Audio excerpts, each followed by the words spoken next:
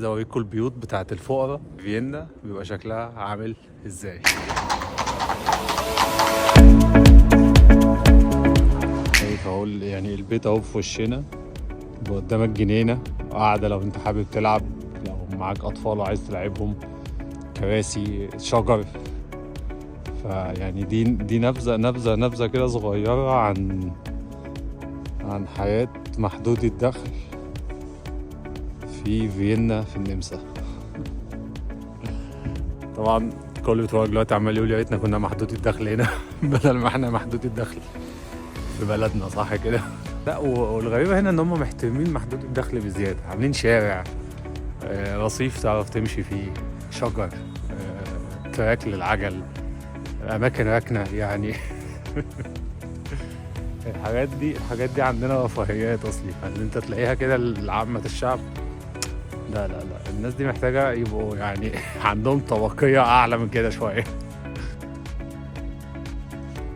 بصوا ده كده يعني شارع الناس بتعرف تتمشى وتتبسط وتلعب.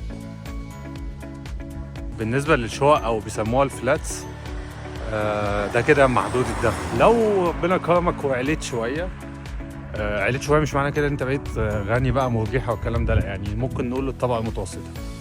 هنا بقى ساعتها بيبقى ليك الاون هاوس بتاعك، يعني بيبقى ليك زي بيت صغير كده او فيلا.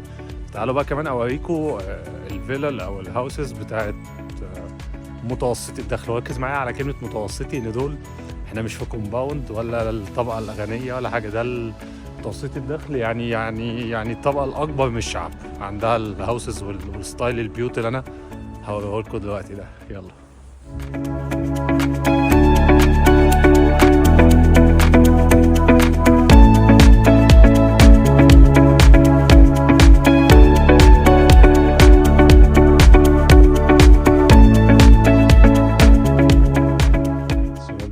يعني ده اللي هنا كده عشان انت متوسط الدخل، يعني مش غني قوي، يبقى بيتك لازق في البيت اللي جنبك وهكذا، بس انت الابارتمنت كله بتاعك او البيت كله بتاعك، فاهم؟